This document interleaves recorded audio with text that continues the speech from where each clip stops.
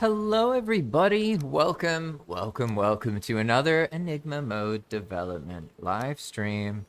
This seems to be the direction I'm going in with these live streams, and it actually works out really well for me personally, so probably I'm gonna keep doing development live streams more so than playing live streams.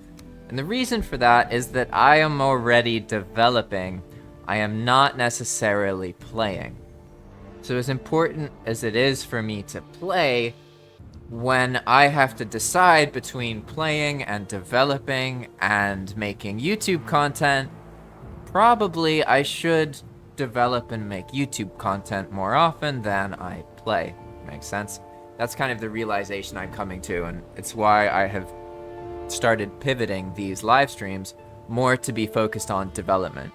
Because that allows me to make the live stream about something I'm already gonna do anyway, instead of doing something that consumes extra time to make the live stream.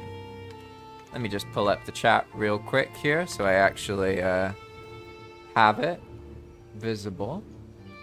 And when I do live streams this way, the setup's a little bit different because I need to be able to do this, right? Like Alt-Tab.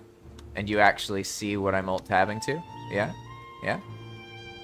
So hopefully that's all working fine. I think it is. Let's make sure my bitrate's good. Yeah, we're good. Nice. Awesome. Alright, so today we're gonna be working on a quest overhaul. Let's just load up a already loaded old format world. That's totally fine. I'm running all of the Enigma Mode 2.0 scripts. And basically what I do is I have the next version I'm working on locally on single player, and I just as I feel inspired or as someone mentions something, I just change it. Because one of the lessons I learned is that while you're developing, everything takes time. So logging something takes time. Writing something in a to-do list takes time.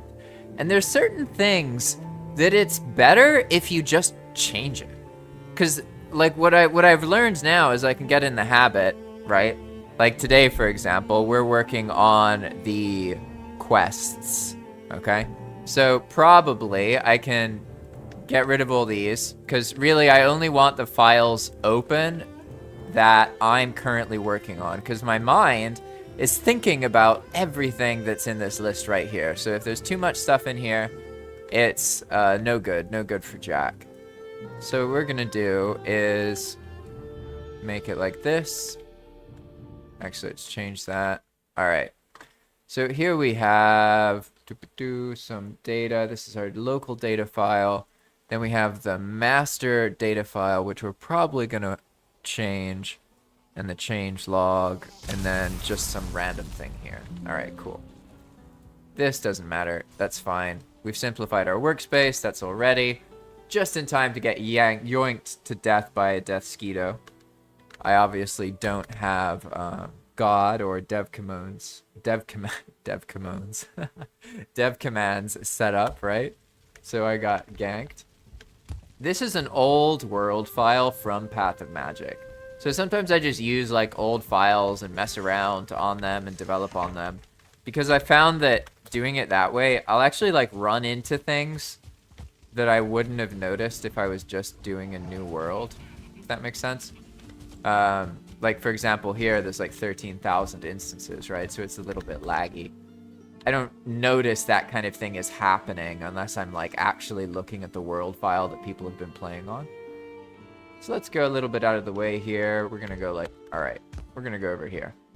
Now let's make sure we're in ghost mode, all good. Okay, cool. So what are we doing today? Well, I need to work on the quests. So first let's actually put the right files up in Sublime Text. I've got Valheim running. That's really important. Allows you to check things really quickly and test things really quickly. Don't have to have doubts about them. So we're going to open the containing folder, which is the latest Enigma here. This is the Enigma 2.0 that I'm working on. And we're gonna go to config, expand world, quests. Now, which one should we start with? I guess realistically I need to open all of them, so I should probably just do that. And then we have a quest for the special raft, the special gnar, the special drakkar, and the special carve. So I'm gonna start with the one that is the biggest problem, the gnar. So instead of like doing the whole quest, wow, this script is so short. These days I work on like multi-thousand line scripts. So when I look at an old script and it's just a couple hundred lines, I'm like, yeah, this is gonna be great. It's gonna be awesome. So I'm gonna show you what this is in the game instead of explaining it. But let me find, where's the data here? I want to spawn. Ah, there we go. Wholer ship. Nice. Okay. Alright, so this is what goes down. Basically, players are able to make a boat.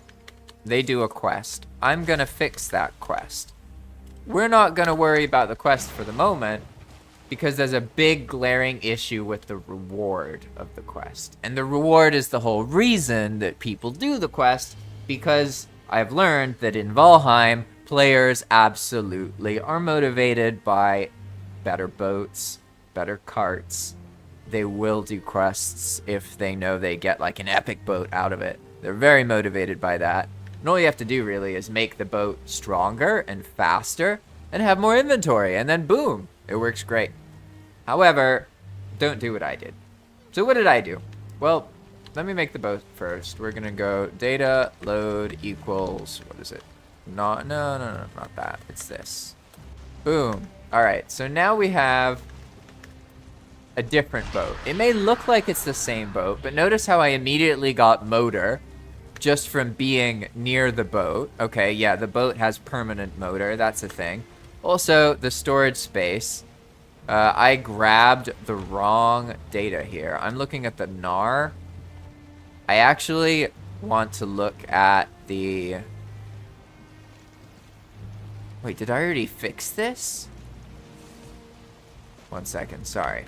So the problem with this is that the inventory is too big and it causes problems later on. But for some reason, this is a normal inventory. So let's make sure that this data is actually... Did I like change the data at some point without realizing it? Like, what's going on here? All right, here's the data. Okay, we have our data for the quest. Okay. But then container height, polar ship,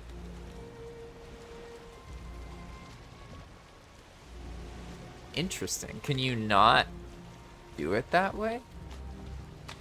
I swear you can normally just go data, load, and then Holer. Why did that not increase the inventory? It's so weird. Oh, no, I know why. It's because I manually increased the inventory, so I have to do it. Okay, I know what's happening. There's another script that's interfering. So basically, we have a script somewhere that is a prefab Viking ship. Okay? And then when it's getting created, so it's probably a type Viking ship create.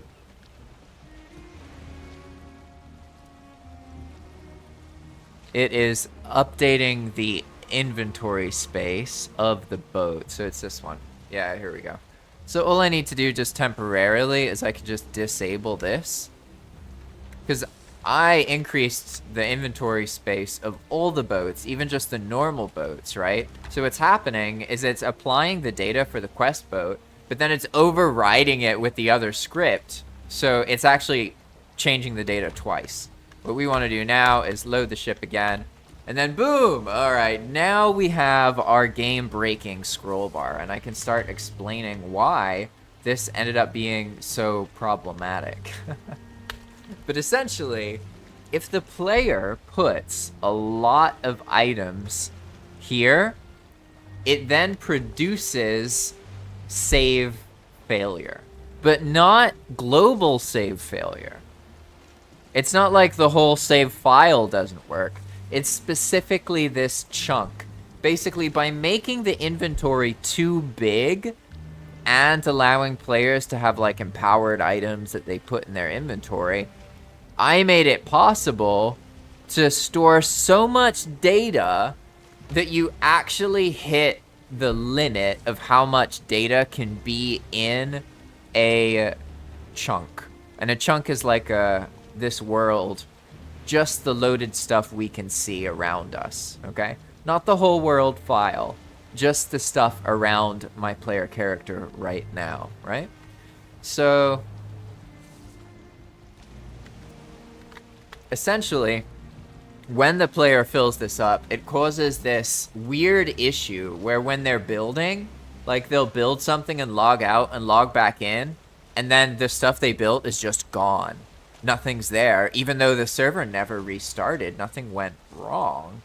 So it's kind of odd, right? Like, why does that happen? So let's go over here. Oh, sorry, I tabbed to the wrong page. What you doing here, Valheim? Why can't I, I'm like trying to alt tab there, but it's not going. All right, there we go. That worked. So that's what the boat does, but what I need to do is explain the actual dynamic of the boat. Because like I said, there's a quest, okay? And I can't just fix the boat. I mean, I could just fix the boat. I could like third its inventory space. That'll probably do it and still give it enough, right? So that's actually really, really simple, right? All we need to do is look at this number here. This thing has 50 rows of inventory. I know for certain that players who even start filling that up will cause a corruption issue. So I can't just half it. I probably need to go even further than that. So half would be 25. Let's see, I guess what is a third? Like 13? Something like that? I can't math right now. Should I use a third or maybe a quarter? Let's see. I could try 18. Let's see how 18 feels. So we're going to change it to 18 here. And then I'm going to go over here. And I'm going to give myself a bunch of items real quick. So let's load the new inventory. All right, that's better. This is much more reasonable. Instead of, you know, loads and loads. Instead of 50, it's 18. So, you know, less than half. Not quite too much less than that, right? But I need to test this a little bit. So let's go item set. And then, I don't know, like swamp maybe? Swamps? Item set swamps. There we go.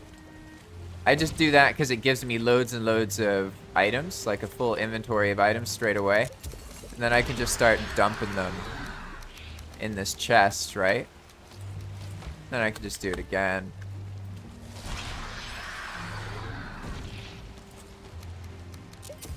And I'll do it with the other item sets as well, because what I'm trying to do here is I'm trying to like really fill this boat up and then see if I can detect any kind of like lag or any kind of noticeable issues. Because when you visit a system to rework it, like ideally you don't just fix one thing if there's many things to fix, right? So what I'm doing is putting all this in. And you can see it starting to fill it up from the bottom up, right? And then the equipment goes top down. So we're actually getting pretty close to clearing this out. Let's do something else like mistlands. Nice. This way we get loads of different prefabs, and it's a lot faster than just spawning the stuff yourself, for example, right? That's all good. Bum, bum, bum, bum. Probably one more will be fine. Okay. Yeah, look at all these Ashland's weapons. So cool. Okay, now we have the boat completely filled up. And basically, I want to make sure that when I open this, it feels normal. Because if you have a lot of stuff in, there'll be like some lag when you open it up. And that kind of helps. If that's happening, if you're getting that noticeable input lag, even in single player, then probably that might be why that issue's happening. So, or sorry, not might be why, but that correlates to why the issue happens, right? Let me actually check something here. It could be that no one is watching me, but I think possibly my YouTube stream thing did not hook up. Oh no, it did. It's good. Okay, cool. Awesome. I just wanted to make sure. Recently this thing here always shows 0 even when people are like there. So I don't know what that's about, but it throws me off sometimes because there's an issue. I actually don't mind if no one's watching. That's fine. Because like I said, I'm doing this stuff anyway and it's fun. So I'm happy. But there's an issue where sometimes you start a live stream and then it doesn't actually like start in the right place, or if it disconnects first, it'll start a second live stream. So you can end up like live streaming in the wrong place if you don't catch that in the beginning of the stream. So I was just making sure that wasn't happening. And that seems fine, you know, it is what it is. So that's good. We have this full boat, right? Full storage here. And when I open up the boat, it seems normal to me. Maybe there's some slight lag, but I think this is probably a good new limit. As you can tell, like it's definitely a lot bigger, right? Like the normal limit would be something like this. Then here we get a whole other page, and then a whole other page, and then a whole other page. So this is already like 5 times, maybe 6 times the amount of storage space. More than that, actually, because you don't even get a full inventory page in the traditional longship, do you? So I think I'll settle with 18 for now. And then I can kind of see how that works later on. But we're kind of working backwards here, because I know that this is the thing I need to fix, right? But as you just saw, the actual fix for that is very easy. It's just changing a bigger number to a smaller number. Not that much of a problem. However, this whole quest in general has other issues. So I may as well like rework it from the beginning. So let's actually look at the quest in concern at the moment, which is for the Nar longship. Look at this tiny little script. It's funny how I 200 lines and I call it tiny now. How things have changed, right? I guess I can just minimize this now. All right. So basically what happens here is we have a special quest giving Diverger. And you find that special quest giving Diverger out in the wild. So as you're doing stuff and playing the game, you'll just get a message and it's like, oh, there's a Diverger nearby, and maybe you'll find him. Probably you'll see the message a couple times before you actually find them. But anyway, this is that system. So it's like, oh, gotta spawn them and then tell them that it showed up, right? That's how you get the creature into the world. That part I'm not too concerned about because it's just numbers I can mess with. The part that I'm more concerned about is the actual mechanism of the quest itself. Okay? So what I'm going to do is I'm going to actually...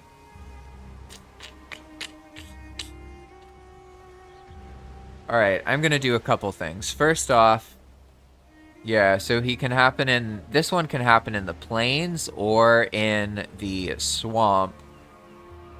But for now, I'm not going to worry about where or how the mob is spawned. Rather, I'm just going to focus on the mechanism that handles the quest itself. So to do that right, I'm going to look for the wholer data here, and I'm actually just gonna make a quest master just manually. All right. So I'm gonna go.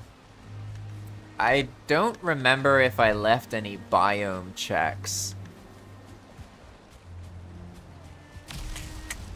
So for now, what I'm gonna do, I'm just gonna spawn.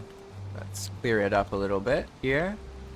We're gonna go objects, spawn, or spawn object, I think. Spawn object. Yeah, there we go. Spawn object, and then just a normal diverger. And then the data is gonna be this. Boom. All right, look at that. We have a longship master. So let's take a step back here, because at this point I gotta start imagining the player. I gotta start thinking like them a little bit. They're gonna get a message. A longship master just showed up in the biome, right? They may see it in chat, probably won't see it. In general, these guys are hard to find, and they're supposed to be like that.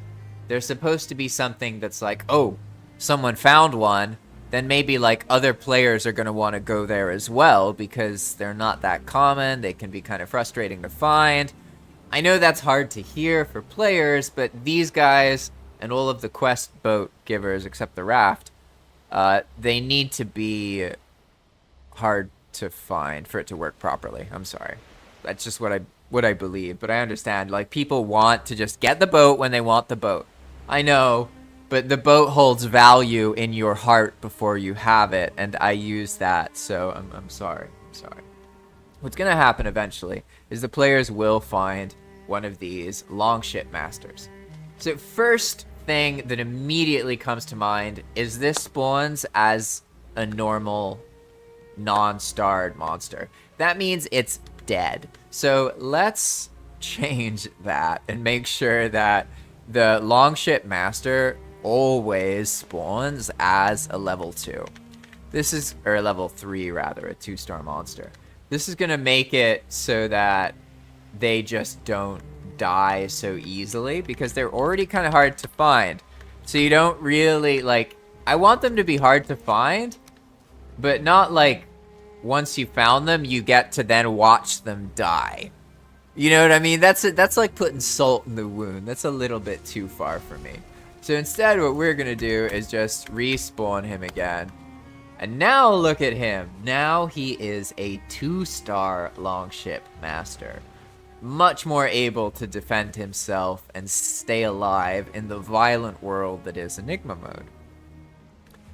So let's imagine we're a normal player.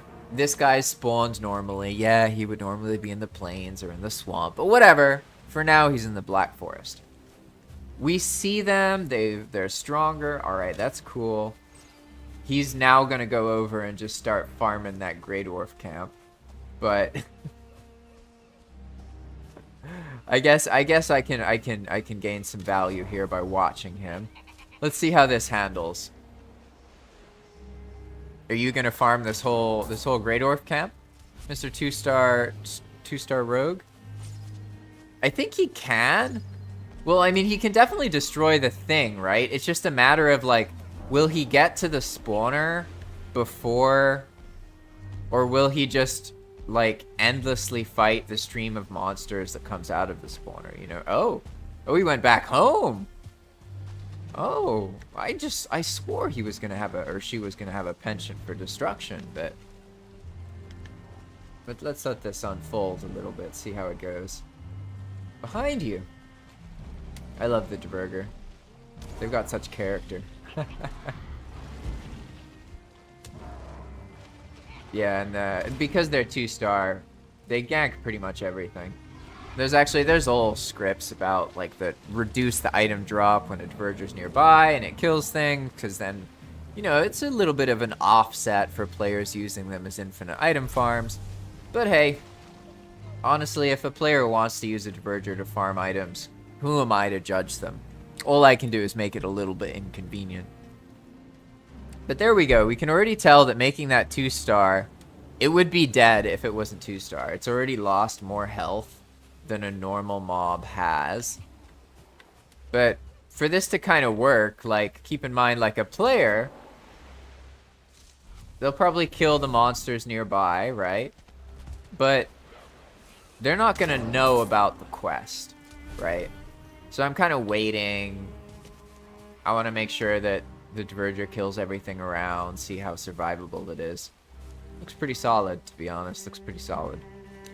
So the player will come up to the Diverger, and then the Diverger will tell them it wants a butcher table, right? But already, the way this is done, it relies on the player getting close, right? Which I've learned is an assumption on my part.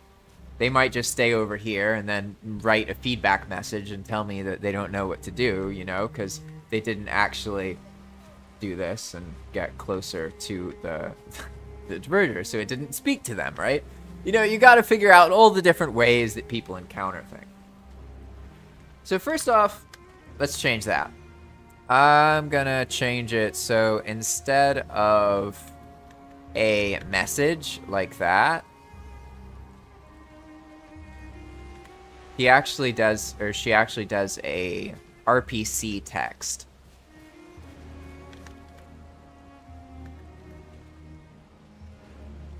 So we should be able to find, let's see, wants a butcher table. Am I doing something wrong here? Let's see. Wants a butcher table. Okay. Looks like this communication is in another file. All right. That's already another problem, right? Doesn't really make sense. So, yes, the Diverger. I made the attractor system separate for some reason, which doesn't really make sense. Each quest should have the systems it needs inside of that script, right? So this looks like I was just having fun developing, and then I just kept going in the same file.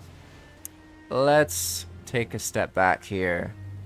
Okay, this resets their spawn points. And this is used by all the quest Verger.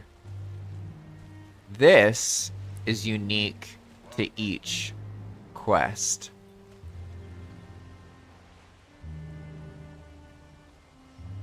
Right? Okay, this responds to the global keys and then resets all their spawn points. Okay, that can stay in the file. But then this is for a carve. And then this one is for a gnar. Gnar. I don't know how to say that, to be honest. But it's not the actual one we're looking for. I definitely scripted this all confusing. It's going like tune, carve, tune, and then it swaps to the other quest. Yeah, here we go. Okay. So what I'm doing now is I'm taking all of the parts that are related to this quest. There we go.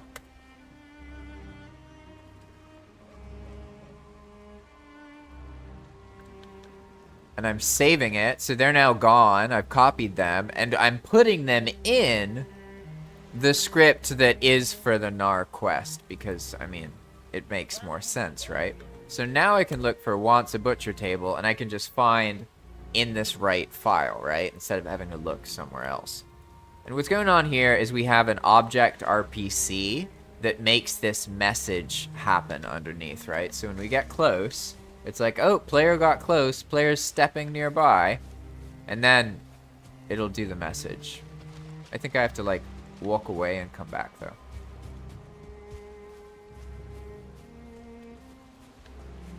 Nope. Yeah. Alright, it's because I haven't saved this file, so it doesn't exist. Alright, there we go. Now I've saved. Can walk up to him. Nothing happening still? Alright, let's see. Anything wrong? We got our files over here. Reloaded these things. Nothing seems to be wrong. So player, state, reset cloth. Bum, bum, bum. Yeah, he should still do this. Don't see why he wouldn't. This is in the right place. Okay, okay. Maybe I just hadn't saved it. Sometimes I press the hotkey on the keyboard, but I don't actually do it right.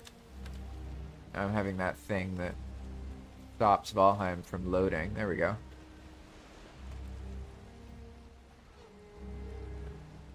Yeah, there we go. All right. The Gnar Master wants a butcher table. Okay. So this message that we're seeing is handled by this part of the script right here. And what I actually want to do is change it, because back when I made this script, I didn't really know about how different messaging feels in the game. And when you have these messages, it's better for like informing the player or telling them how mechanics work.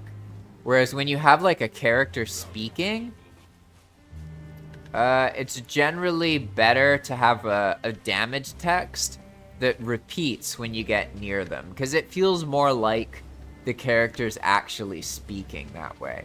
Right now, the player has to make this kind of like abstract connection between the text they're seeing in the middle of their screen and the character nearby. What if there's like 5 different things nearby? Which one's speaking? You know what I mean? It's kind of confusing. So what we're going to do instead is use damage RPC text. So I haven't actually used that in this script, so I can just go damage T and find just any example in my existing scripts, or the existing scripts rather. And then we're going to go back to the Gnar thing. And so he talks about wanting a butcher table, right? That's all that we really care about. But I can change this. What color do I want the message to be? It could be green, but small, red, gray, etc. Or it could be orange and big. So generally, orange and big is the best one to go to in the beginning because it's the easiest to read. As cool as other colors are, you can't change the size in this case, and you're gonna see what's going on here. But we're just gonna make this simple. Build me a butcher table. Okay? That's it. Nothing fancy. This part here, though, the repetitions part, we want to get rid of. We don't want any kind of repetition with this damage RPC. Okay? Or this damage text RPC. So now, alright. So we have a different problem, right?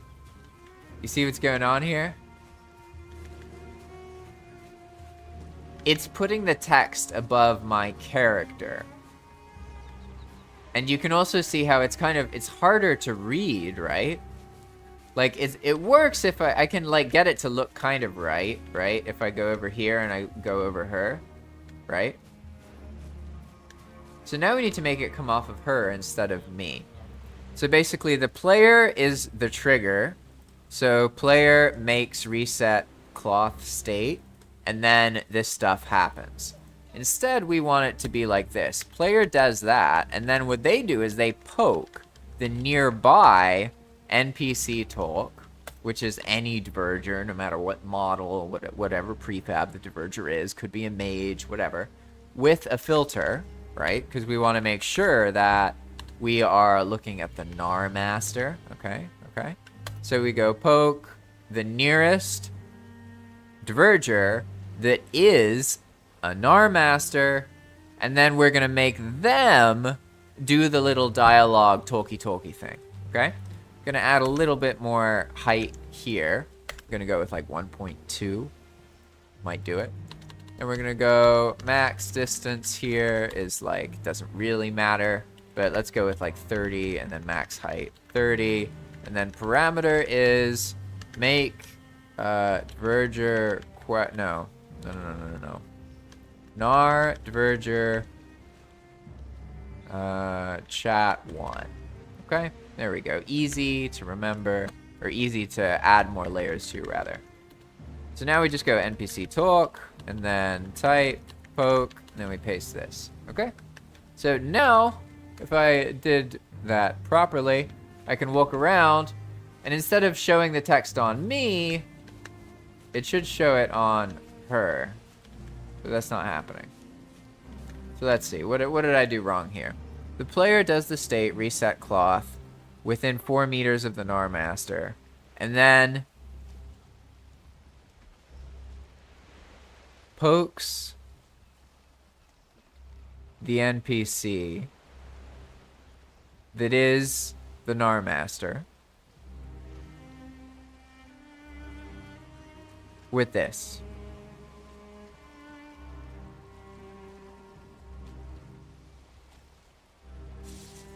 Maybe this. Let's see. Oh, no, I think I know what it is. I think this has to be an object RPC, but we'll see. We'll see. We'll see.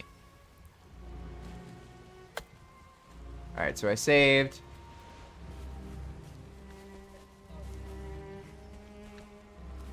Yeah, I get it. Alright, so basically because I was using the one on the player, now I moved it out of the player, so it's no longer a client RPC, it's an object RPC. Okay, so now if I save it, now if I move around, nope, no luck. No luck, Mr. Longship Master. Alright, let's see. Failed to find RPC method. Ah, okay, so that means it's time to look at the docs, because I got something wrong with my syntax. Look at that. I go to the RPC page enough. It's like the main one I look at, to be honest. Okay, so now what we want is damage text. I could just copy this from somewhere else in the project, but I wanted to show you that. See how it says client RPC? Then there's also a damage text that's object RPC. Bum, bum, bum, bum. Gotta find it. At least I think there is. Maybe I'm just tripping. I'm totally wrong. Teleport.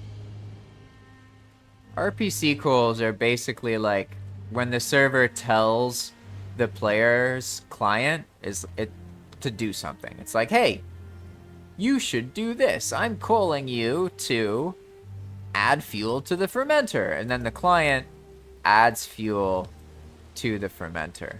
Make sense? Incinerate. There's loads of different RPCs, right? Loads and loads and loads of them. So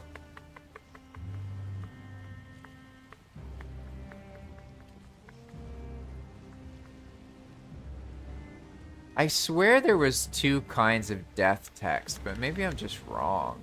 Or it's damage text. Yeah, I think I'm just wrong about that. Yeah, the other one's just a chat message. Yeah, okay, cool. So that means I need to go back into here, and we change the object RPC to a client RPC. And then, what else did I do wrong here? I got something wrong. And it's not working. Banned objects, butcher table, Gnar Master. It should work, to be honest.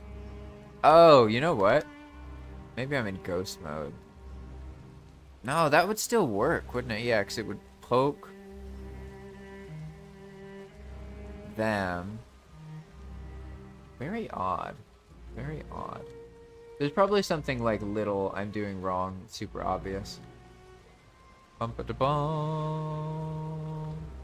Heyo, welcome, welcome, Gloria Atkins, Power of Truth and Fish. Welcome, welcome, welcome. Yeah. So for some reason my restream chat thing has stopped, like, showing messages properly. So, also, like, I'm alt-tabbing, right? And then, like, nothing's happening. There's a bunch of weird stuff going on. I don't know how to explain it. This is just for me being in BEP. Alright. So, Fish, did you work on your script? You said you would send me a script this weekend. I interpret it as this upcoming weekend. I'm really glad that it... Oh, hey. Okay. I guess I just hadn't saved it or something. Because I swear I did this earlier, right? But as you can see, there's different ways to show text, right? So now when we go up to her, she says, build me a butcher table, right?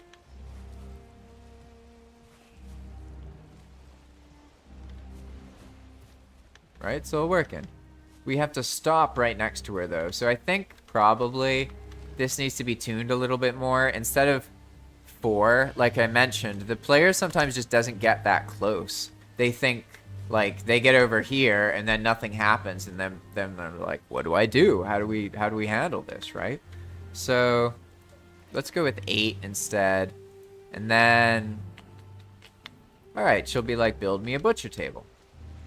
Okay. So far, so good. I think this part's reasonable. There we go. Now, see, because I upped the rate, right? Now she says it every time we stop moving. But if we, like, run around her, we're not going to spam it a bunch, right? We only trigger it once we stop moving and then start moving again. Which is a good way to do it, because then you don't end up spamming too much, but the player can easily just learn, like, they probably won't notice that straight away, to be honest. But they can get the message to show up multiple times. And then it's more clear that, like, okay, that NPC is saying, do this, right? Okay, pretty clear. She wants a butcher table. So the player, normally, of course, they would set up their stuff here. And then they would go... They would need to make a workbench. So they'd get their stuff, make their workbench. Because this verger asks for a butcher table. So that means not only do you have to build a workbench, but you have to build a workbench, and then you have to build... Oh, what a pain in the ass. I should change that, to be honest. Oh, I feel you, fish. I feel you. Sometimes you gotta rest. You know how it is. That's oftentimes, to be honest, I think I want to go back to sleep, but then I start scripting, and I'm like, nah, I'm just gonna script forever. That's what happens. The butcher table thing isn't like, okay, there needs to be some kind of, you find the person, you find the quest, they ask you for something, and then they tell you. It helps make the quest feel more like a quest. Butcher table sucks though, because that means that realistically they have to build a workbench, and then they have to build a forge, and then they have to build a fire, and then they have to build a cauldron, and then they can build a butcher table. But like, I mean, that's obviously not very effective, is it? So now what I gotta do is figure out, how do I want to handle this?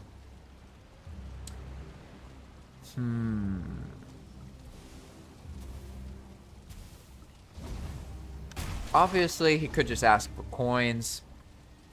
I think that's kind of lame, though.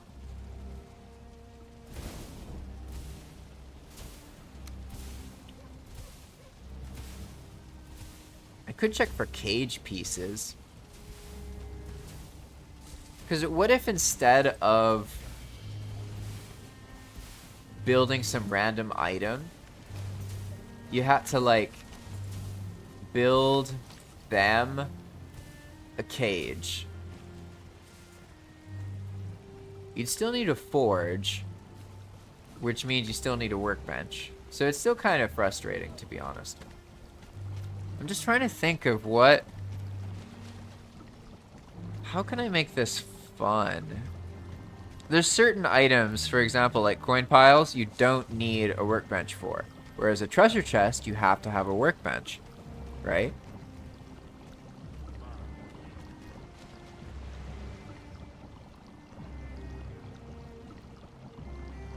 Ah, and then there's all these stacks, right?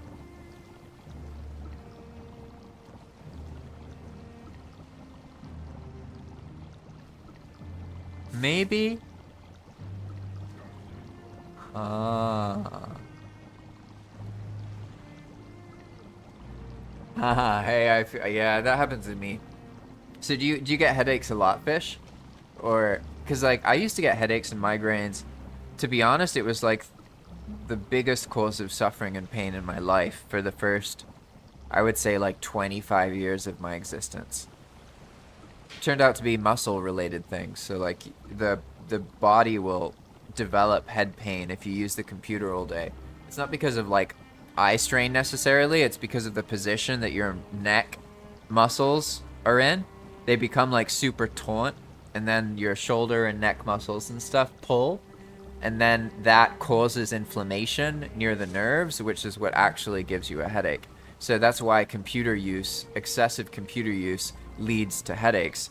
It's not because of the screen, it's because the body sits still in bad poses for so long that it becomes inflamed near the nerves, and that causes a headache.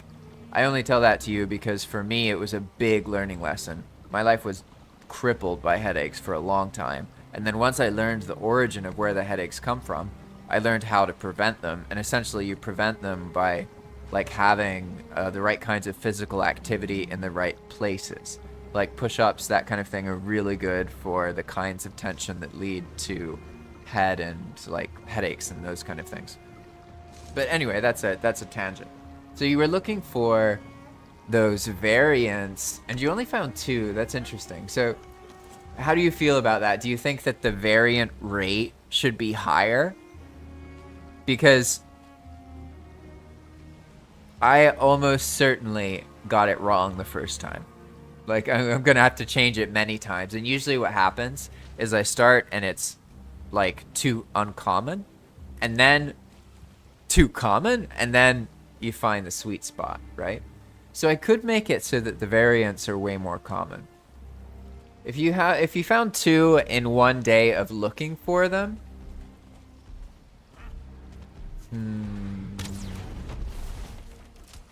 I don't know if that means it's enough or not enough. What do you think? Ooh. All right. Yeah, man, look, like, I feel ya. I understand there are loads of things that one can reason with about the origin of headaches. There's lots of genetic things, there's lots of conditions one gets into, there's lots of situations. I'm just going to tell you, just as someone who suffered with them for a long time, I'll just be honest with you. Headaches are caused by inflammation in your body that pressures nerves, and that is almost always from muscles and how you hold your body. So oftentimes exercise in the right place will stop the headache from even happening. That doesn't mean all exercise will do it, though. It has to be targeted specifically to your body and the way you mishold yourself. Does that make sense? But like there's a rumor, it's a lie, that most headaches are caused by dehydration. I used to think that as well. It's not actually true. It's almost always muscles that are pulling and creating inflammation, and that pinches your nerves, and that's what gives you the sensation that humans call a headache. It's very rare that it's actually something else. It could be.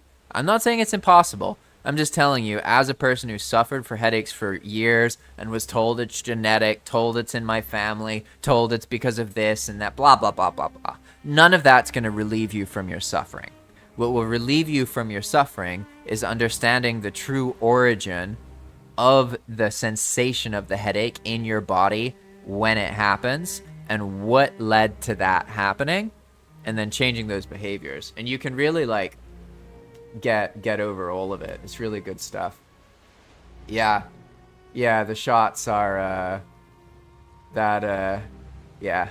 I'll try not to rant too much about that, but basically when you get those shots, what they do is they relax the muscles, and so it will give you temporary relief. But if you don't fix the origin of what is causing you to tense up the muscles that are close to the nerves that are near nerves that give you the sensation of a headache, this is going to be a problem for the rest of your life until you die.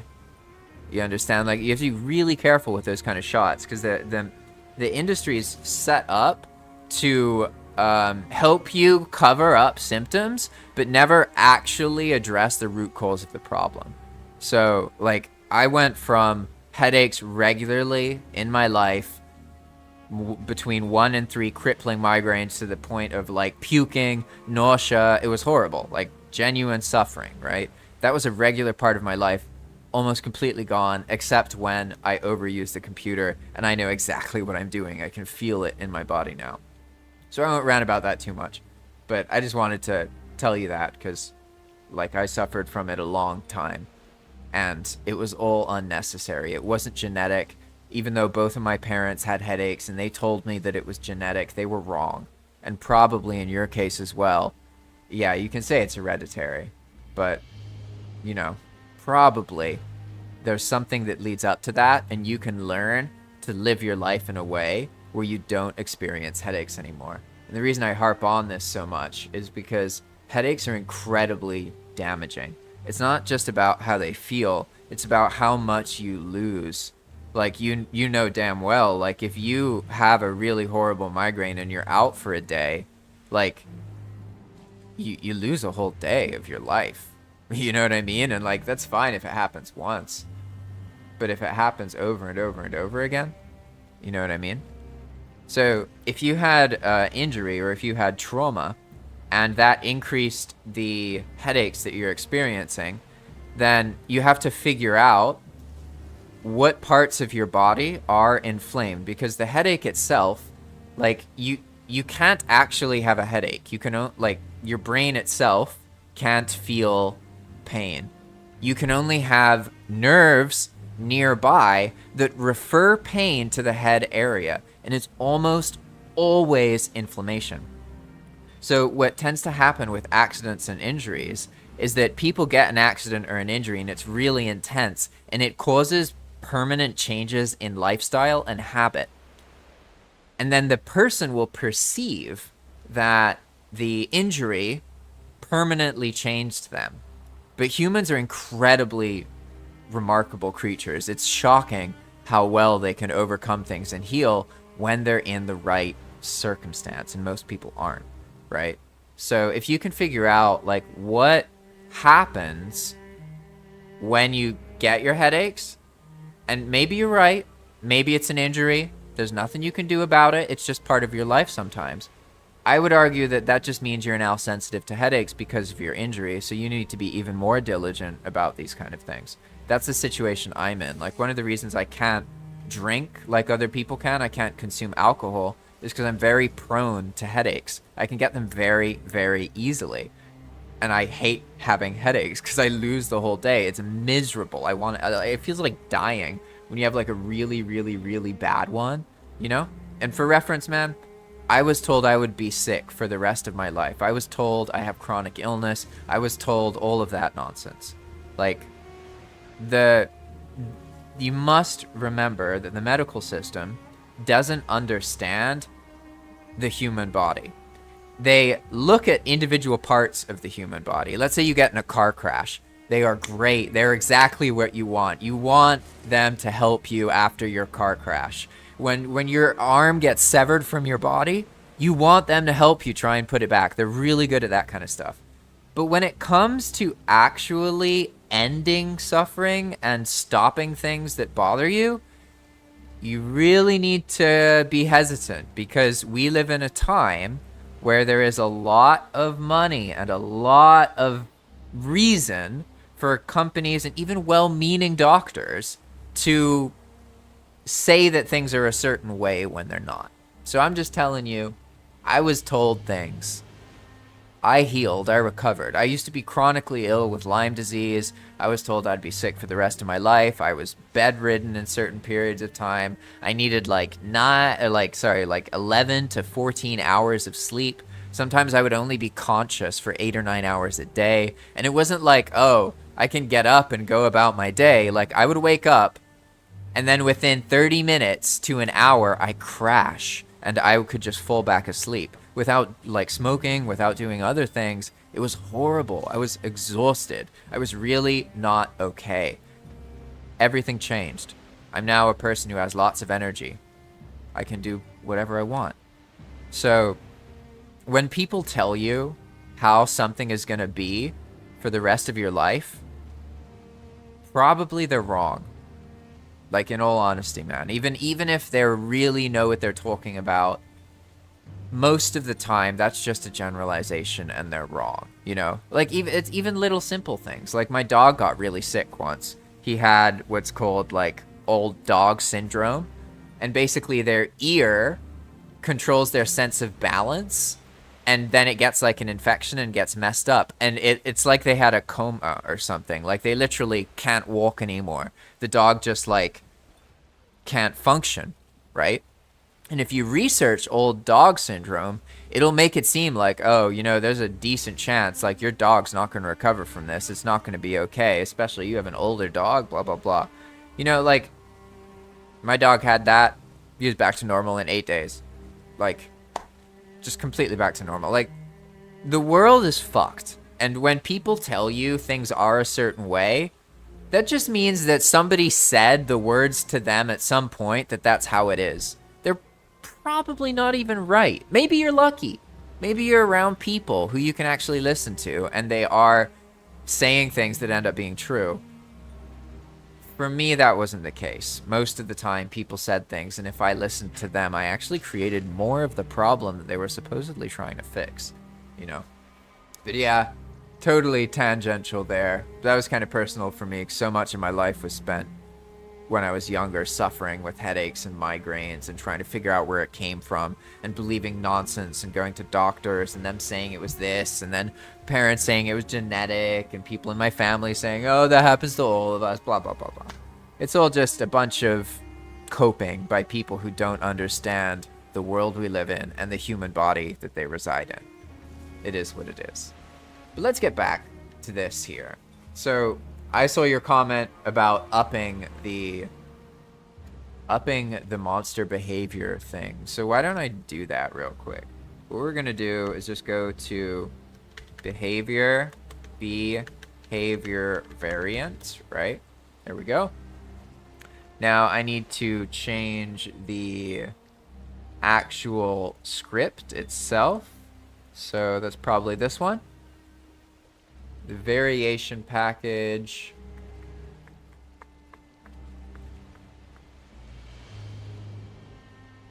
Is this handles the spawning?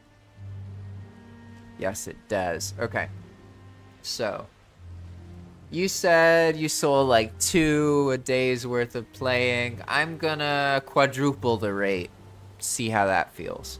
So this is 5, right? This will become 2. Okay, or yeah, 0.5. Now it's 2. Okay, I quadrupled it. This one here, all right, is 1. Okay, this one's gonna be 4, and this one here is 2, 8. We're just gonna make it 1. You know, do a little bit more than that. That alone is gonna make everything happen 4 times as often, and that's why, like, adjusting numbers like that is incredibly simple. So generally, that's why I like playtesting a lot. I really rely on playtesting. I can just, like, say the thing, basically, and then I put it on the server, and then people do things, and it shows, like, oh, this is what happened. You know what I mean? So Fish says that his mom had the same. We did our medical stuff at home since your mom was a vet. Hey, that's awesome. It's always better if you know anyone who has any kind of medical training at all, and they, like, actually are in your family or in your friend. That's good. Because the funny thing about the medical system is that most of the people in it do actually care and they want to help. It's just like they exist within a system that leverages people who want to help against their patients. So, like, yeah, there's problems, right? And just I won't keep talking too much about it. And also, I understand, like, I know that when I talk about this kind of thing, people get frustrated because they've been told a certain thing. They believe things are a certain way. So when I suggest that it's wrong, or what they've been told is wrong, it's jarring, right? It feels like, no, you're wrong. Like, JP, you're wrong because of this. There's a desire to prove that what I'm saying is not right. Most of the things I talk about, I am this way because life has put me into situations that showed me things that give me that conviction. Make sense? So I don't want to come off the wrong way. Like, I don't want to make it seem like you're wrong or anything. I'm just saying that if you find yourself in a position where you've accepted that there is no way for you to resolve your suffering, I mean, from my perspective, you may as well try something else. You know what I mean? Because you got to live with it for the rest of your life in that case, which is the worst case outcome. So, like, what do you have to lose by, you know, taking a different approach, right? Because, like, in my case, my father, bless his heart, he's dead, but bless his heart anyway. He's been dead for a long time. I love him. Awesome guy. Incredible man. Great father. Treated me really well in the first 10 years of my life. So well that I am okay even though he died when I was a kid, okay? My father had these migraine issues, and he was convinced he had an allergy to cheese, to the orange pigment in cheese. Like, completely, absolutely convinced. Most people who experience headaches are convinced that there is a specific cause of the headache, yet they still continue to experience the headaches frequently. So just keep that in mind for a second. Because if you're experiencing them frequently, then there is a probable chance that what you think is the explanation behind them might not actually be correct, right? Could be. But also, anytime anything's genetic, you have to be very careful. Because while, yes, there's genetics, when you're raised by someone, it doesn't matter if you're genetically related to them or not. You're going to be incredibly similar to them. So when any human raises children, they're going to give those children the behaviors that cause certain kinds of pain. So there's a lot of stuff that we think is hereditary and genetic, but it usually isn't. I'm not saying that's always the case, obviously. You know, there are lots of conditions. You know, you can have things that give you a heart murmur or make your heart valves not right, and you have a congenital heart failure issue that's in your genes that means you're probably going to die by the time you're 10 or 20. You know, these things absolutely exist. I'm not saying they don't. But in general, the average person claims that something is genetic or heretic or, you know, in the family, but really it's not. That's just something that we do because we don't really understand the reasons that we suffer. So by looking at them in different ways, you might find that you're able to relieve yourself of that suffering. And that can be really, really powerful. Like in my case, it made a big difference. I used to experience 1 to 2 migraines a week, like really crippling migraines. Now I know exactly what causes them, and I can do push-ups and start doing yard work and start like taking care of my body, and they literally go away. The tension goes away, and then I don't get the headache. Like, that's literally what was causing it. I suffered for 15 years thinking it was other things, going to doctors, them all telling me nonsense and other things, giving me other drugs, telling me I was going to be sick for the rest of my life. Like, I know it's unfair, but the good news is that if it does turn out, you know, that you have those things, then, well, at least you tried, right? Really, the human can get used to anything. So I just find that people generally, like, they've learned a lot of words, you know what I mean, that justify how things should be and shouldn't be, and cause the human to underestimate the human's own abilities. That seems to be like the standard routine for all of us. And so what you said you're stuck with HPPD. What is HPPD? I don't actually know what HPPD is or what it stands for. Let's see. Ba-da-bum, ba-da-bum.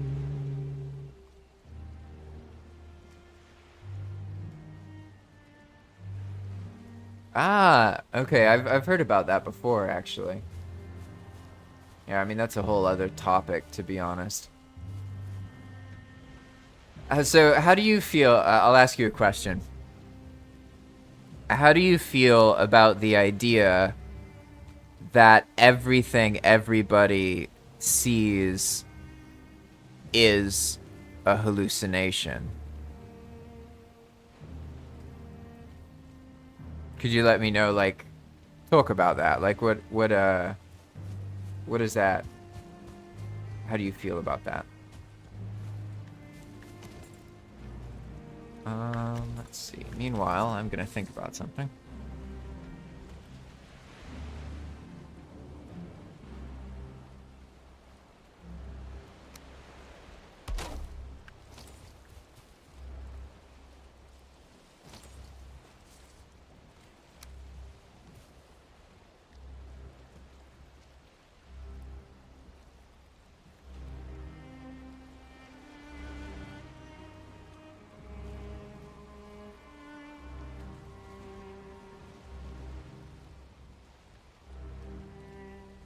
Alright. So I'm gonna change the keys in this to be a stack of fine wood. I think that's a better thing. I could make it so, like, in the swamp, it's a stack of... No, we don't have ancient bark stacks, do we? Brutal. Oh, brutal.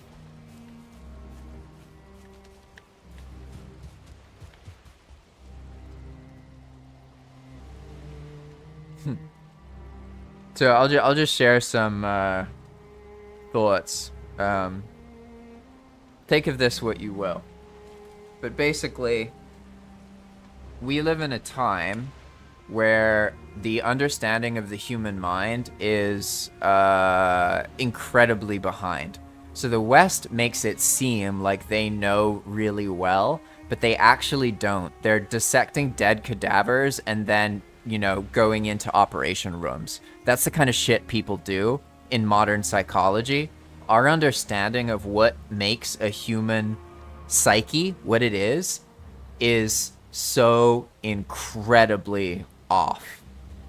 So the reason I talk about this is because you're talking about hallucination persistence. And so, like, okay, I understand that when you go to doctors and these things, they will talk about conditions. Like, if I go to a doctor, they diagnose me with depression or ADD, depending on how I answer their questions.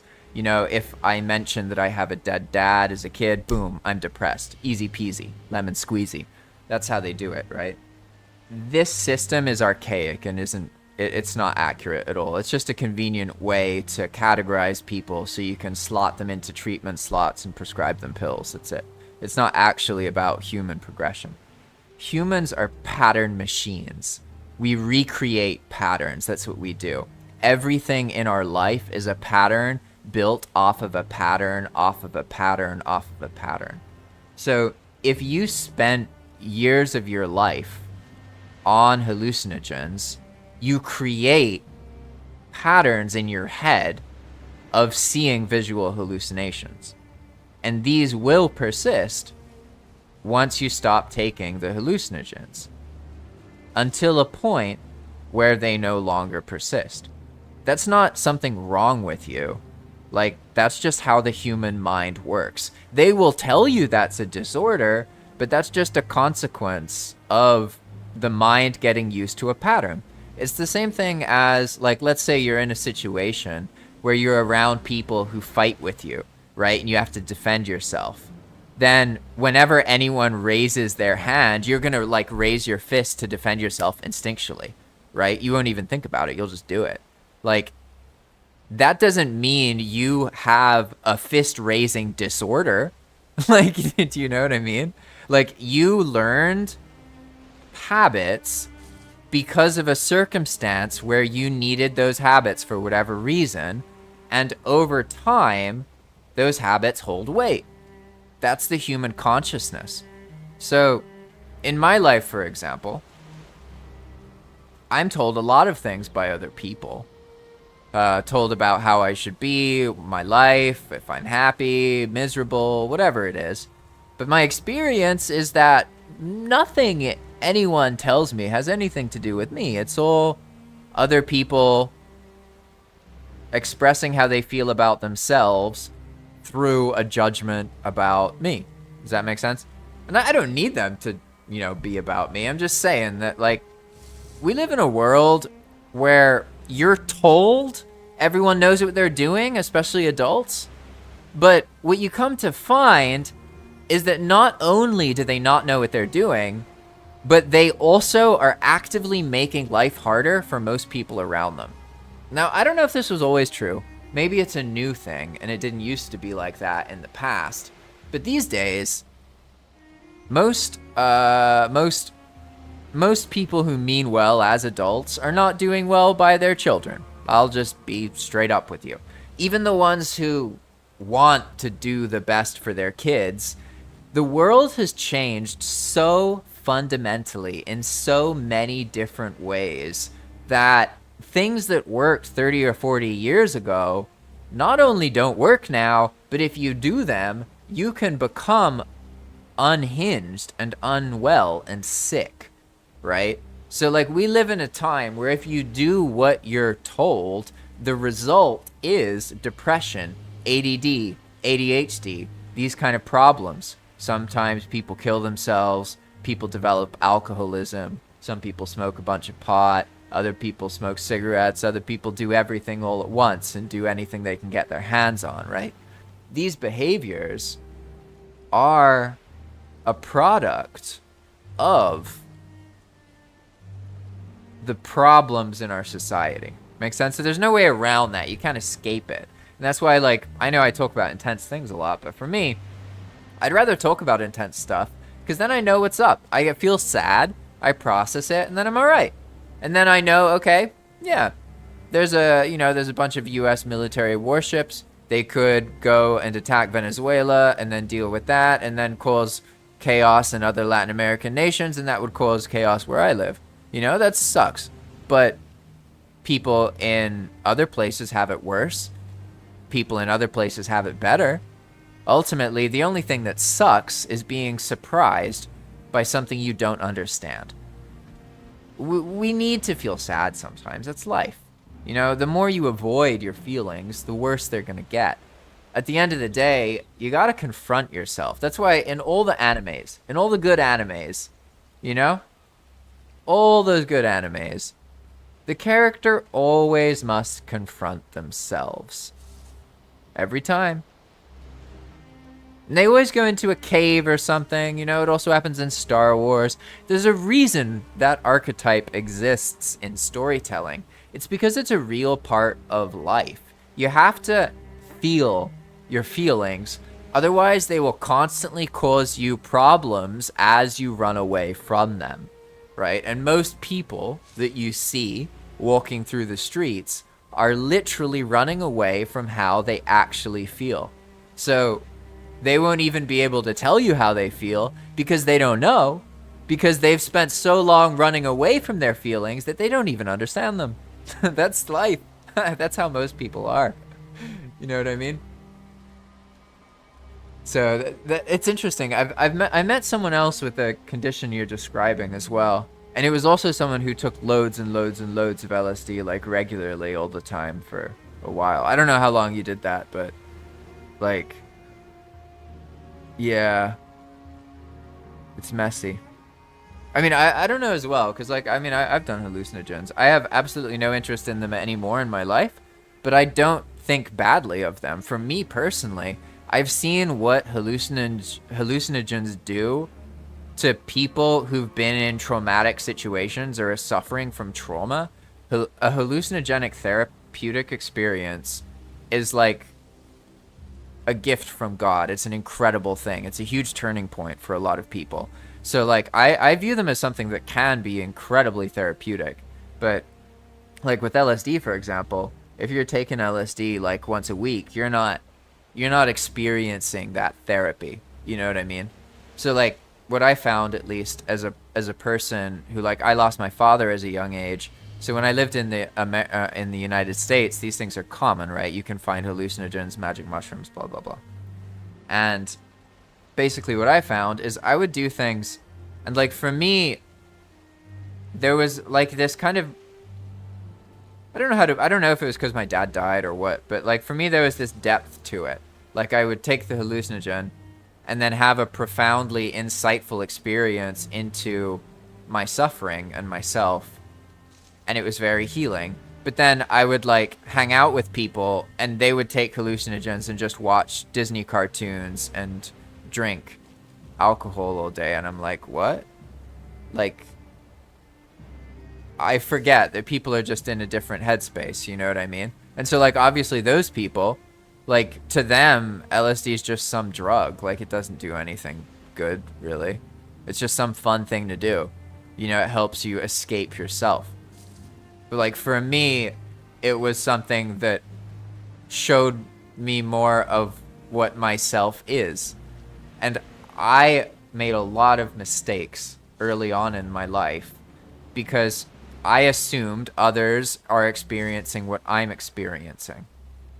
I came to learn later on that even though my father is dead, he was very wholesome with me and he treated me very well. So as a result, I had, how do I put it? I have a more wholesome internal existence because of the way my father treated me as a child. He was very wholesome, not judgmental. For example, like there was a time, you know those cap guns? You can like, they're like little kids' toys and they go pow and they make like a big noise, but it's just firing. It actually has gunpowder, but it's like just a little bit of gunpowder.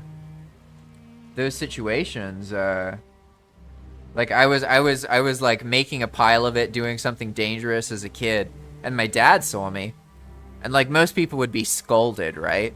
But my dad didn't do that. Instead, he came over and he helped me do what I was doing. He sat down with me and like poked all the gunpowder out and then blew it all up right in front of me so that I would witness that it's dangerous. And that's how he was. He was very much a person who didn't treat me like a kid. He treated me like a human being. And he, in doing that, made me have a very stable adult life emotionally. Make sense? And that's how little it takes. It really, like, people just need their parents to be there for them and the time to do so, and they don't have that, so they have all these other issues. It's really, really messy. Let's see. Fish says, it was 3 years straight of tripping. And in my opinion, any psychedelic is like alcohol. It can make you feel good or bring out every single demon in your head. Yeah. Yeah, I mean, you gotta say the psychedelics are way more intense than alcohol. I mean, you know, so, I don't know, did you ever find yourself chasing visuals? I know that's something people do. I had a whole experience with that. I guess I'll elaborate a bit because I'm streaming, whatever.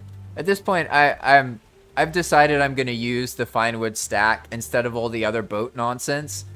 And so basically the diverger is going to ask for the fine wood stack or the wood stack, core wood stack, whatever it is based on the biome they're in. And so that's all the player needs to do is make a stack of wood for the diverter, and then they'll tell them about the actual quest instead of having to do a bunch of nonsense. But at this point, I've already figured out what I'm doing with that. I'm not going to develop anymore. I want to talk to Fish about this stuff. It seems more interesting. So let's see. Fish says, I've done them all. Only therapeutic I've done was peyote or mescaline. Absolutely never doing salvia again. Not allowed to touch acid. And shoots low-key ska. That's funny. Hey, I mean, here, I'll share what I learned.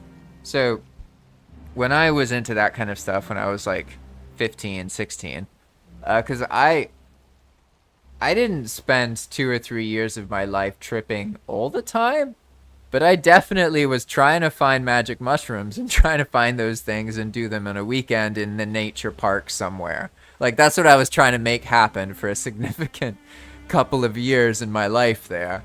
But what I wanted to get at is that I learned some really interesting things from that experience. And like I said, now I'm a person who, like, I feel like I have the state of mind that I wanted from tripping, except I just am like that normally. I don't need to trip or like to smoke to be how I want to be. I am how I want to be.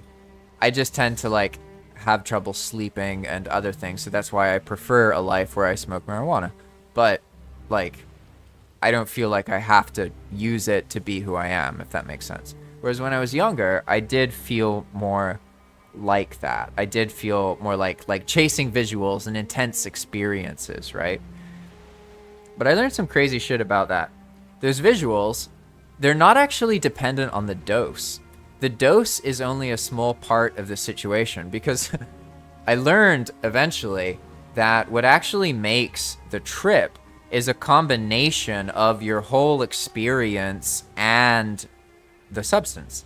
So if you think that you can just take a substance and a certain thing's going to happen independent of your environment, you're totally wrong, basically. And it's the environment that makes the trip, that makes the experience. So I think that's one of the main reasons that, like as I mentioned earlier, like, I've had great therapeutic experiences with these things, but I've had friends who just destroy their lives with them. So like, I've seen very clearly that, like, yeah, something that ends up like I do and then do, like, I don't know, like maybe 10 or 12 times in my life again was really therapeutic for me, but friends in my life like destroyed themselves with it, did a bunch of crazy shit, and then got addicted to things like heroin and horrible drugs. So obviously, like, it's not about just taking a drug and then it being therapeutic. Makes sense? Like, if you're in a certain circumstance, even the healthiest substances in the world will hurt you. Because it's the circumstance. Circumstance is about, it's everything. The substance is just a catalyst for circumstance. But the circumstance itself, if you get yourself into the right circumstance, you feel like you're on drugs and you're high and you're sober. Like, that's what life is when you're balanced and you're happy. You don't need substances to make you feel how you want to feel. You have a lifestyle that makes you feel how you want to feel. And that's what happened to me in Nicaragua. I went to Nicaragua, and now every day I wake up, I have to go into a garden and take care of hens. I have to hold them on my arms, and I have to go put their nest in the right place so they feel comfortable. And if I don't spend time with them, they start complaining. They need a lot of affection and attention. Yeah, they're chickens.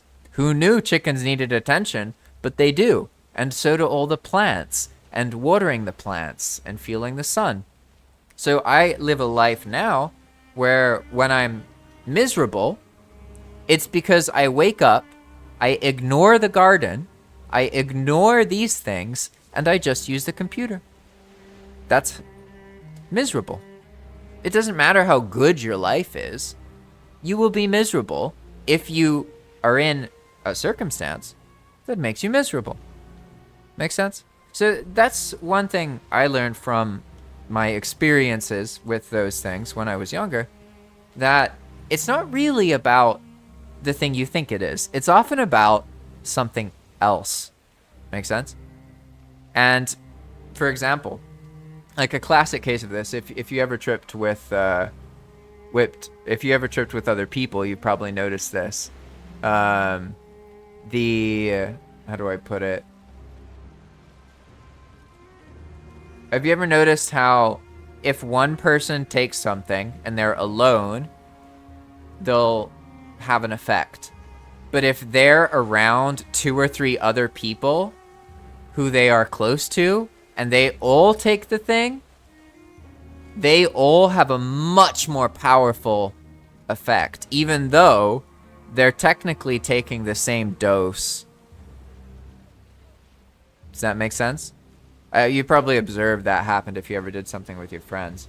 But basically, like, that's because the human mind is so tailored towards the environment and the people around you that that's actually more important. And like I was getting at, what what works out well in life is you learn what you need to be happy without having to take something that makes you feel like you're happy or distracts you from not feeling happy.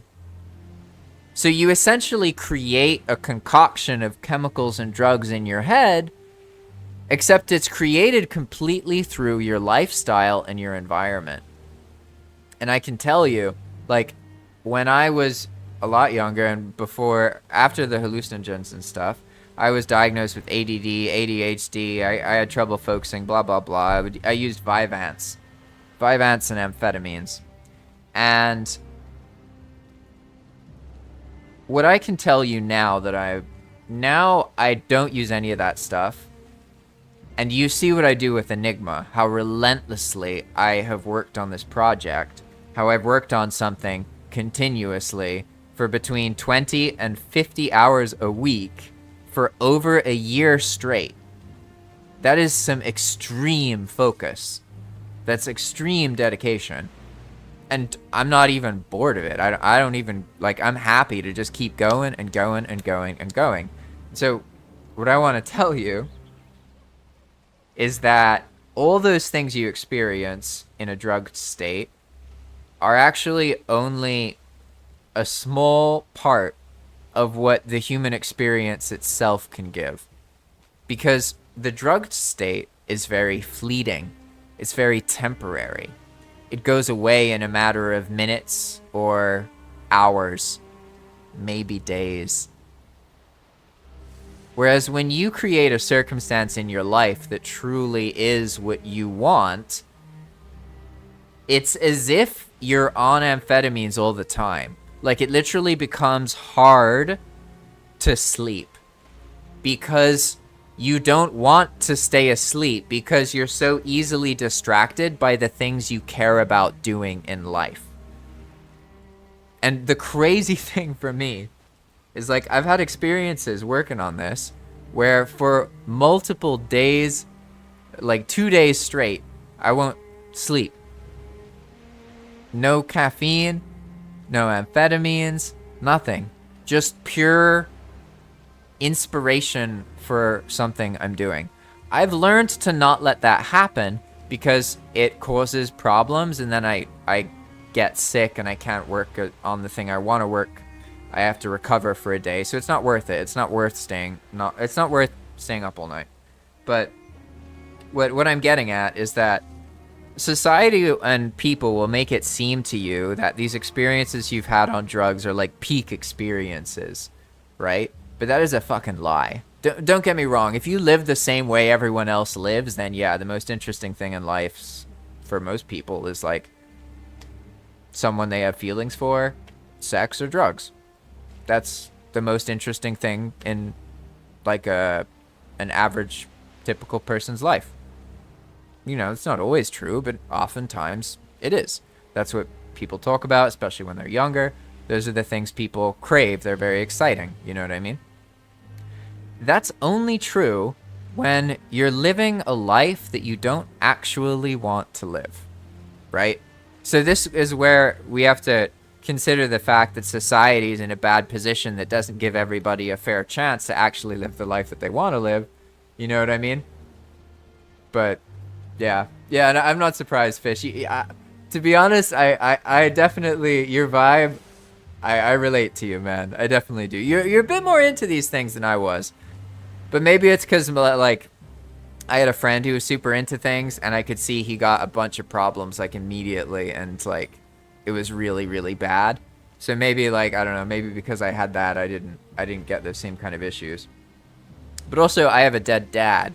So the moment I try and help, get help for anything, I'm just immediately diagnosed with depression. Like, I've even gone into meetings, like, where I'm completely happy, I'm very joyful, and they still fucking diagnose me with depression. It's like, what the hell? It's so dumb. I don't know shit about life. It's like, what I found is that I'm willing to talk about hard things so people think I'm depressed, which shows you how incapable of basic life. Most people are. Because, like, if you talk about mental health and you talk about depression and you talk about managing your emotional well-being, do you know what people assume? They assume you have a bunch of mental health problems. And it's like, what the hell? So wait, if I do the preventative maintenance that makes me happy, you interpret that as I have depression. You know what I mean? It's crazy. So yeah, you've had some experiences with Vyvanse. Yeah, I mean, man, all those pills and stuff are fucked. They really are. Like, they just make everything worse. Especially now that I've lived, like, now that I'm older, I've seen other people in different situations, and, like, it's horrible the things that pills do to people. Like, really, really horrible. And I hate, absolutely hate the part of our culture that acts like pills are medicine and that they should be respected. It's like, come on. Like, how long are we going to let these pharmaceutical companies just spit on our graves? It's like, why do we defend these things? Like, everyone knows we're pharma fodder. Why do we get so prickly when people point it out? You know what I mean? It's like, I don't get it. So how long did you take Vyvanse for, out of curiosity? I think I was on Vyvanse for like a year. And that was actually, I was on amphetamines. And that's also when I got really sick. So basically, like, that's my understanding of chronic illness. I was diagnosed with chronic Lyme disease and blah, blah, blah, all that stuff. But ultimately, what I came to understand is that most illness, it comes from lifestyle and circumstance. The society doesn't want to admit that because it leads to other questions, but ultimately that's how it is. So if you are able to position yourself in a way where you actually care about the things you do each day, you just get healthier. Like, your body wants to be alive when you're living a life that you care about. When you live a life that you don't give a shit about, where everything feels meaningless, you're getting sick and you're going to get chronically ill. It's inevitable. Like, that's how the human body works. If it doesn't feel like it has purpose, it just fizzles away and dies, essentially. Damn. Wait, so out of the one from your group, what do you mean? Like, your group of friends or your family? I mean, it makes sense, because if you were doing those kind of things, you must have been in a scene where people were taking a lot of risks. Because it's one thing, I mean, it's one thing to trip, you know, on a weekend every now and then. But if you're doing LSD regularly, then you know other people who are doing a lot of drugs. I mean, I'm making an assumption, you know what I mean? But I just, that's what I saw when I was in that scene. People who are taking hallucinogens a lot are often around other people who are doing other things as well. It's very different than, like, people who, like, take some LSD and then they go, you know, go on a walk once a year or whatever. They go to the nature park or whatever. It's a kind of sad part of American culture in general, to be honest. I don't think it's just drugs. There's just this absolute lack of meaningfulness in many ways, and especially in the youth. I'd say it's probably like the biggest problem in the modern era, is like how meaningless many young people in the United States feel life is. And to be honest, I mean, they're not wrong, are they? Like, I mean, we are like the children of a dying empire who's taking the money from the younger generations and inflating everything and destroying the reputation of themselves around the world, waging wars and financing genocide. Like, it's fucked. You know what I mean? So, like, I don't blame people for getting fussed. And it's not even something new, you know? It's messy. Damn. That's crazy. No, I didn't know you could get prescribed meth. Well, I knew they do that in certain situations, but I didn't know that. Let's see. So you took 5 ants from grade 10 to 2 years after. Oh, so like 4 years or so. Wait, when do people graduate? Grade 12? I feel like something like that. Damn. Yeah, I feel. Oh, wait. So when you say the only one who grew up, do you mean like you got bored of doing that kind of stuff? Or the others died? Because I realized I took it as the others died, but maybe you meant that they're still doing those things and they haven't, like, moved on to a more peaceful life or grown out of it. Ah, yeah, okay, gotcha. I mean, to be honest, man, most people don't leave where they're from. Most people never get better. Most people don't really change that much. That's just how it is. Like, now, don't get me wrong. There are certain people, special people, let's call them, who do actually change and grow and heal, and they overcome things. I don't know why that isn't normal. Like, I don't know why is it that most people in my life who have, like, had a problem with alcohol or a problem with drugs, you know, 10, 15 years ago, they still have problems with addiction or drugs today. And I don't think that's I mean, obviously my example is anecdotal, but I think it's all of them. You know what I mean? It's all like, that's just how it is. It's messy, right? Ah, I see. Well, it sounds like you're doing better then, so I'm glad. Honestly, it's tough. Like, I don't know. Sometimes I wonder, like, don't get me wrong. I get stressed, and sometimes I'm incredibly overwhelmed, and I can feel miserable in my life. I have to work a lot, and I have to figure out what I'm gonna do. I can't ask anyone else. There's no one who can, like, so to speak, protect me or fix the situation or tell me what to do. I just, like, have to figure everything else out myself in many ways, and I'm used to that, right? But my point is that, like,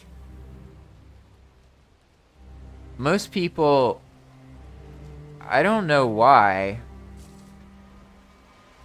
but they don't really ever take responsibility for their own life. Maybe if you have some insight into this, you could share it, what you think about it. But most people, they have this way of blaming others constantly for everything. Like, absolutely everything, you know? And I've noticed that those people who blame everyone constantly and never accept responsibility themselves, they're also the same people who, like, have the same problems for years and years and years and years and don't really get over them. Because you know how it's like different, because some people, they're going through a phase, you know what I mean? Like, they do something for a couple years, then they get it out of their system and it's done, and it's like they're not going to relapse, they're not going to go back. It's really like they're fine, you know what I mean? Sometimes that needs to happen. But then with other people, it's like the whole life is the phase, you know? And, like, I've never figured out confidently, like, what is different? What is it in the environment or the childhood of the individual who gets better compared to the individual who gets worse? You know, I know there's something. There must be a difference, because otherwise the behavior would be the same, but it's not. So there must be a difference, but I don't know what it is. What do you think? To be honest, yeah, the hometown curse. I feel you there. I'm one of those people who never really had a place, so it's hard. It's not like I didn't have a place. It's just, I was born in Sri Lanka to an American and an English, or a Brit. And then I lived in Africa, Saudi Arabia, the US, Nicaragua. So I've always been from somewhere else. I'm never actually from one place. Makes sense. So the concept of a hometown, it's always kind of hard for me to wrap my head around, if that makes sense. But anyway, I'm glad that you've been playing, man. It's really cool. I hope that you have fun with your scripting times, to be honest. I don't know what'll happen with you, but for me, scripting in Valheim is a really special thing. It's like, I've always had like a gaming habit, right? But in the past, my gaming habit was a lot more detrimental to me and my life. Whereas now, like, I use the computer a lot, and that causes me some problems sometimes. But ultimately, like, I don't regret playing Valheim at all. I love Valheim, and I love the development, and I learned so much about, like, gaming in general and how to build things, and also, like, how to manage projects, and, like, I keep a change log now for a project, you know what I mean? It's crazy. Like, I don't know what that came from, but my point's just that my gaming habit used to be more detrimental, but then things changed, and now I don't know, Valheim changed all of that. It showed me that games can be more balanced. They don't have to be so competitive. You can actually grow as a person and grow your skills through gaming if the game is healthy, right? Like a game like Valheim, I think, is a really healthy game. Whereas a game like World of Warcraft, I don't think it's healthy. Like, don't get me wrong, I got a lot of respect for World of Warcraft, but, like, I mean, you can't play World of Warcraft and, like, raid full time and also be good for your family in the real world. You know what I mean? Like, it takes away from your real life. And then what do you end up with 5 or 10 years later? Do you talk to any of the people you raided with in WoW? Do any of them give a shit about you? No. Most of the time, no. Sometimes, yeah. But most of the time. And that's because World of Warcraft creates very superficial dynamics where people need things from each other, and that's why they're interacting, because it's a superficial, abstract, like, artificial kind of deal. Whereas something like Valheim, it creates a creative vacuum that then allows a whole different kind of situation to occur where, like, I mean, like, I've made real, genuine friendships in Valheim, especially with the other, like, people like Dakar and Raka. I've never met them in my personal life, but I, like, actually consider them my friends. I, like, want to make sure they're doing well, and if there's anything that I can do to help them, I want to do it. Like, genuinely, I feel happy just doing that. And also, I feel helped by them. I feel accepted by them, even though, like, I'm abrasive sometimes and I'm frustrating and sometimes I type a lot and I have strong opinions, but, like, I don't feel disliked for it. I feel like I'm not saying they agree with me, but they accept me, you know? And, like, I'm happy.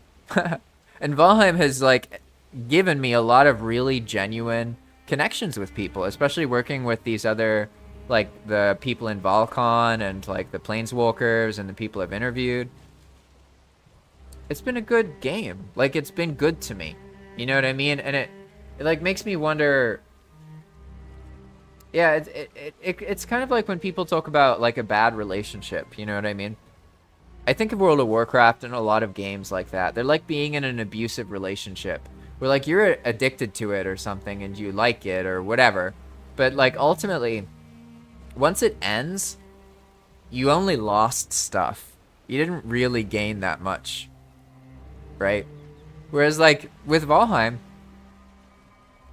I don't know, like, even if everything lost and I had to move, I had to change my job or whatever,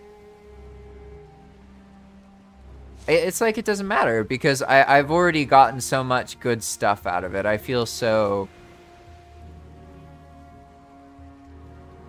clear about that. There's no doubt Makes sense. Like, Valheim isn't the game of my dreams, but through Valheim and the other creators and the modders and my own work, I know what the game of my dreams is, and I feel that I'm working towards it. I don't think that Enigma is the game of my dreams.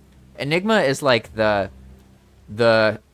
education that allows me to make the game of my dreams. Make sense?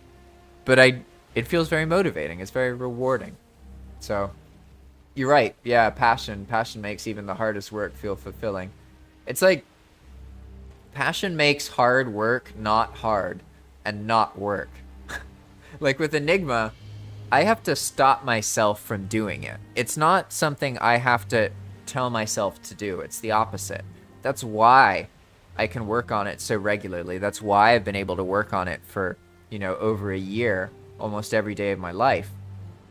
It's because that's the default state. That's what occurs if I don't stop myself by doing something else. You know what I mean? And that, I'd never had that experience before, ever. Maybe as a child, a little kid, but being this motivated and constantly enthusiastic, I go through ruts, but even in those ruts, once I start scripting, life just feels easier. I don't know. It makes everything feel worth it. And I think that's why I'm able to do it, even in uncertainty, you know what I mean? Because who knows what's going to happen with Valheim. I don't know what's going to happen with my YouTube channel. I need to earn more money from YouTube. I still haven't managed to get in the schedule of making more tutorials, but it does look like I'm getting closer. So maybe that'll happen. Who knows? Maybe Deep North comes out and Valheim actually becomes a little bit more popular. Who knows? I have no idea what's going to happen, but anyway, it was good to chat with you, Fish. I know I was just babbling a lot about stuff there, but thanks for sharing about your situation.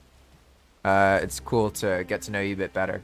And I'm really glad that you've been playing on the server. I will say, you stand out from other people because most people, once a larger group of players stops, they completely stop playing. That's totally normal. That's how it works. But I always notice when certain individuals will keep playing after the group has left, because that means that individual is independently motivated. And you strike me as one of those people. Honestly, anyone playing on Enigma on Path of Magic right now, 6 weeks after I launched originally, or however long it's been, anybody who's playing now on it is one of those people, because you're playing because you feel like you're internally motivated to play. You don't need 3 or 4 other people to be there to feel like it's worth doing. Make sense? So, I don't know what that says about you, but hey, you stand out. I just wanted to point that out. But for now, I'm going to head out. My throat really hurts. I've been ranting enthusiastically for how long now? Let's see. It was for an hour and 50 minutes. Nice. All right, then. I will implement the stuff I work on today, probably tomorrow or something. So you'll get those increased monster behavior variants, and that'll be cool. But until then, I'll head out. Thanks for watching and listening, everybody. If you want to try Enigma Mode out yourself, then you can just download it on Thunderstore. Although if you're listening at this point in the live stream, you already know what it is, so I don't even know why I'm telling you this. Thanks for your support. If you want me to make a certain tutorial about something or teach something specific, then just comment below. Let me know what kind of things you want to learn about. As I mentioned earlier, I need to grow my YouTube channel in order to, not go more into debt, essentially.